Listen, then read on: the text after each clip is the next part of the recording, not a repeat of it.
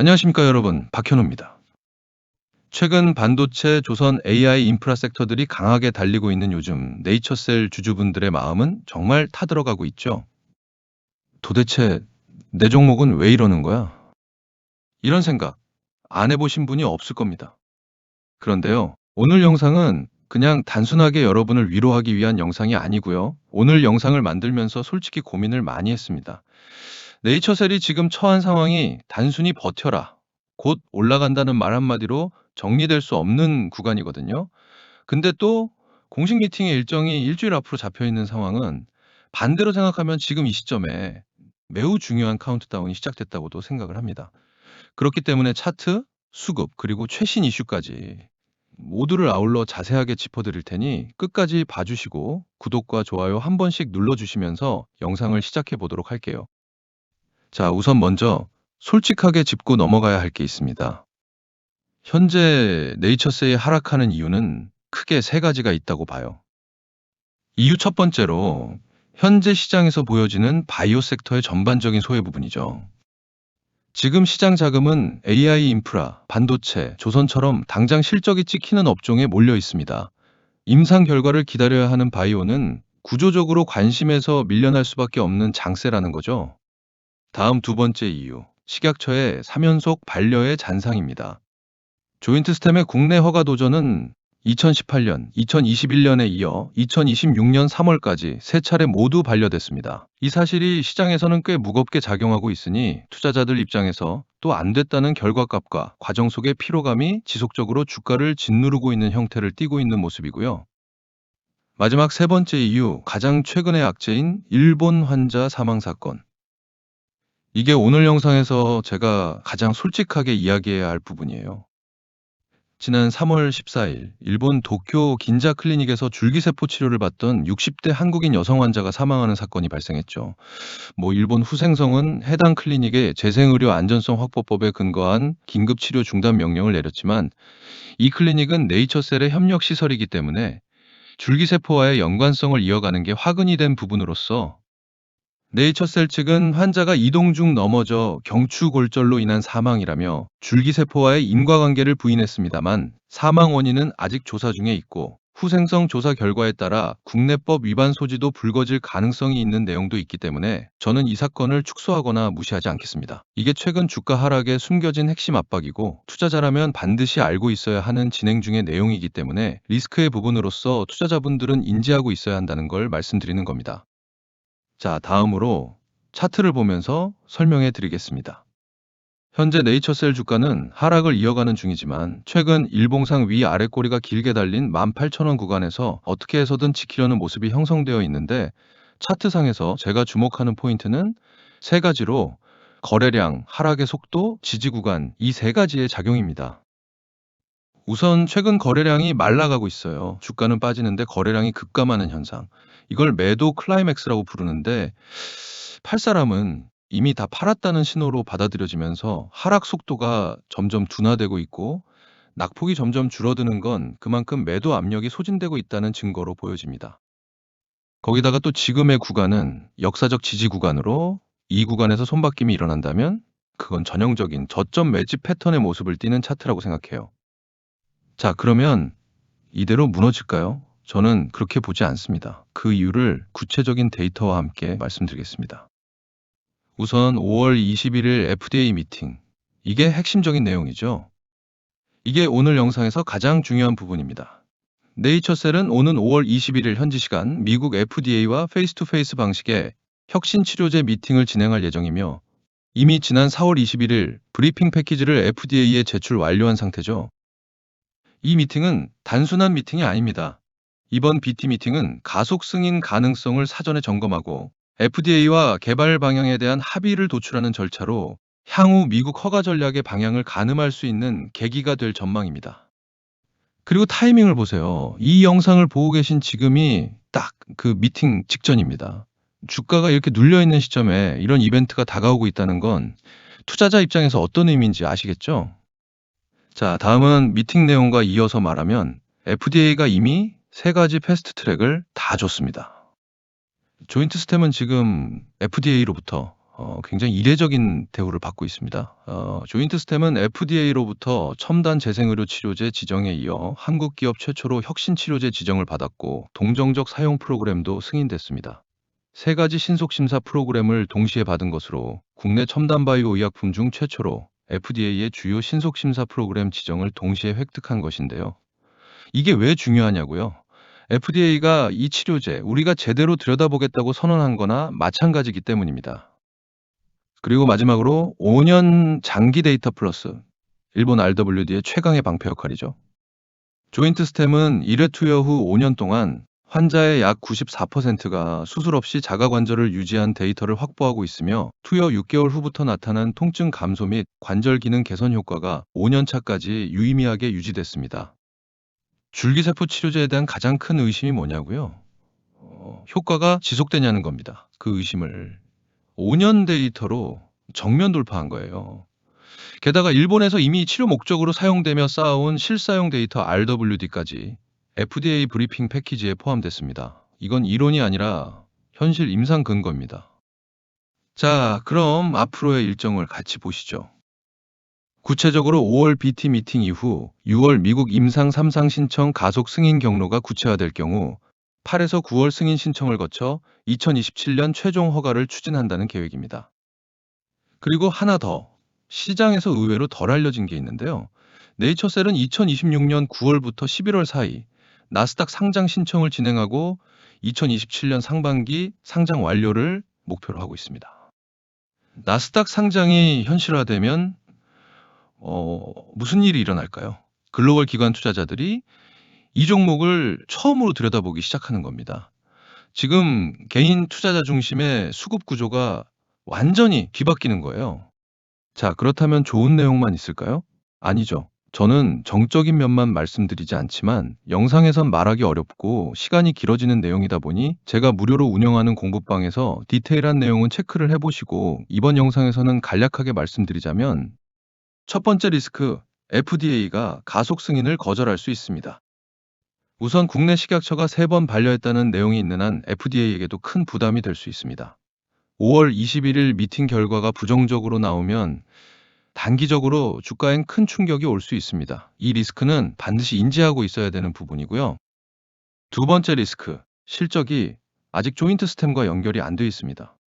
지난해 연결 매출은 207억 원에 영업 손실이 36억 원으로 전년도 흑자에서 다시 적자로 돌아섰습니다. 모멘텀 기업이기 때문에 이 점은 명확히 인식하고 가셔야 합니다.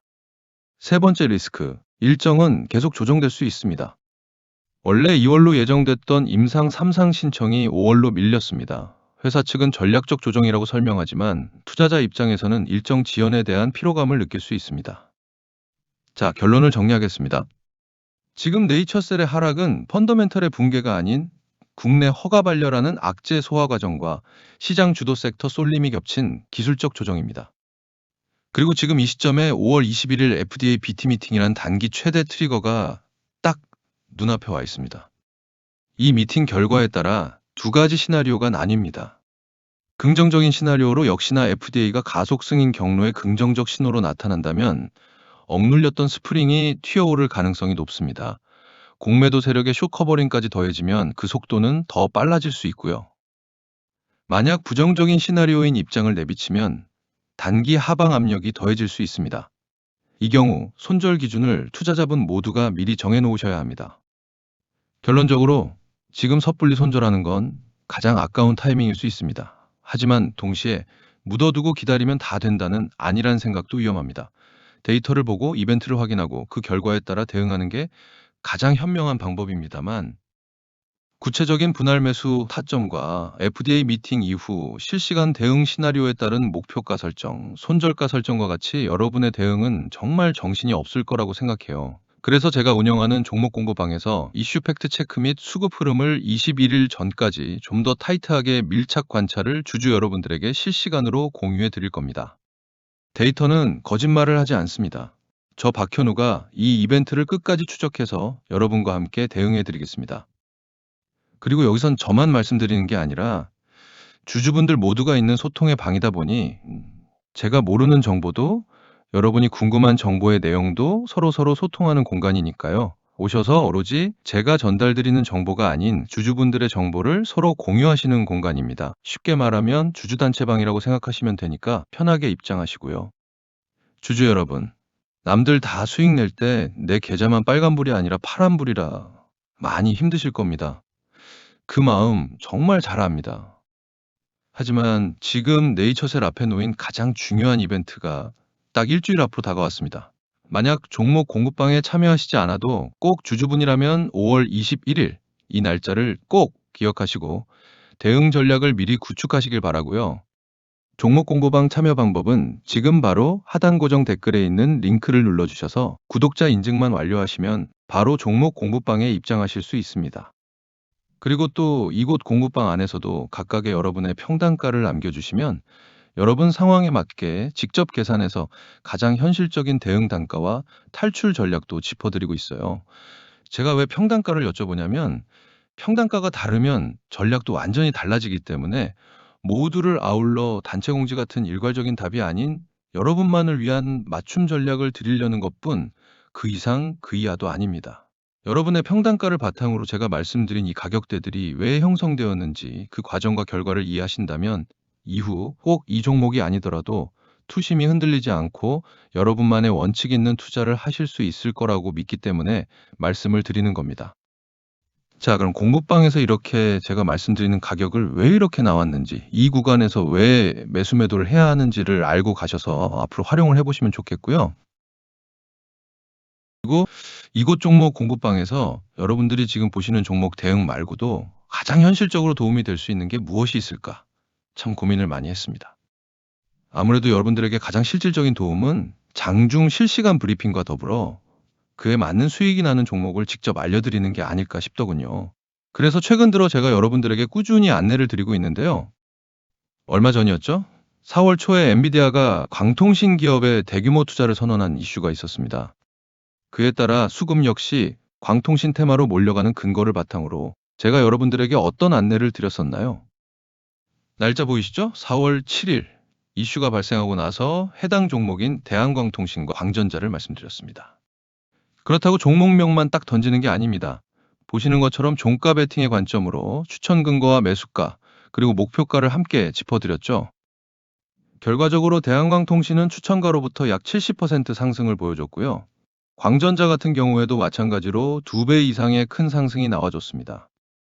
자, 이렇게 보이시는 것처럼 앞으로도 수익을 무조건 크게 내주겠다는 호언장담은 못하겠지만요. 적어도 우리 구독자 여러분들에게만큼은 소소한 수익이라도 확실히 보여드리려고 노력하는 그런 실시간 브리핑 공간입니다. 솔직히 제가 이렇게까지 하는 이유요. 유튜버로서 유명해지고 싶은 제 욕심입니다. 없다면 거짓말이겠죠. 그렇다고 제 욕심만 채우자라기보다 구독자 여러분들과 서로 윈윈되는 욕심을 부려보려고 하는 거예요. 그러니 여기서 댓글까지는 바라지도 않겠습니다. 단 꼭 구독만큼은 한번 눌러주시고 하단 고정 댓글에 있는 링크를 통해 구독자 인증 설문지에 있는 10초도 안 걸리는 문항만 간단하게 적어서 보내주세요. 그럼 제가 일일이 확인해서 순차적으로 입장을 도와드리겠습니다. 그리고 우리 구독자분들에게만 무료로 알려드리는 만큼 돈을 받는 구조는 더더욱 아닙니다. 그러니 들어오셔서 저의 투자 방향성을 직접 판단해 보세요. 만약 입장하셔서 마음에 들지 않는다 싶으시면 그냥 편하게 나가시거나 지켜만 보셔도 되는 정말 자유롭고 편안한 커뮤니티니까요. 부담 없이 가벼운 마음으로 들어오시면 좋을 것 같습니다. 그리고 오늘은 제가 한 가지 더 말씀을 드리고 싶습니다. 지금 시장이 왜 이렇게 흔들리는지, 그리고 앞으로 어떻게 흘러갈지 제 나름대로의 시각을 말씀드려 볼게요. 지금 시장이 얼어붙은 가장 큰 트리거 다들 아시죠? 바로 미국과 이란의 전쟁입니다. 근데 여기서 많은 분이 놓치고 계신 게 있어요. 경제 흐름을 읽으려면 전쟁의 법적 구조를 알아야 합니다. 지금 이란과의 전쟁은 미국 의회의 승인을 받지 않은 트럼프의 독단적인 전쟁입니다. 미국 법상 의회 승인 없는 전쟁은 통상 60일, 철수 기간 30일을 포함해서 최대 90일밖에 수행할 수가 없어요. 그 이후엔 전쟁 예산 자체가 끊겨버리죠. 아무리 트럼프라도 돈 없이는 전쟁을 이어갈 수가 없는 구조라는 겁니다. 지금 겉으로는 자신감 있게 나오고 있지만 실제로 다급한 건 이란이 아니라 미국 측입니다. 최근 협상을 서두르는 이유가 바로 여기서 나오는 거예요. 즉, 이 전쟁은 생각보다 길지 않을 가능성이 높습니다. 그리고 전쟁이 마무리 국면에 접어드는 순간 시장은 반응할 겁니다. 아주 빠르게 그리고 강하게요. 제가 이 말씀을 왜 드리냐면 역사의 반복성을 말씀드리고 싶어서예요. 예시로 1970에서 80년대 오일 쇼크와 중동 전쟁. 그때도 미국 증시는 당연히 빠졌습니다. 근데 1974년 이후 6년간 어땠을까요? 그 이전보다 훨씬 더 크게 올랐어요. 방산주, 건설주, 그리고 아무도 몰랐던 인텔이 조용히 올라왔죠. 컴퓨터라는 새로운 산업이 태어나고 있었기 때문이에요. 결과적으로 전쟁은 새로운 산업을 낳습니다. 시장은 결국 바뀐 세상을 반영하기 시작하죠. 하락은 결코 오래가지 않습니다.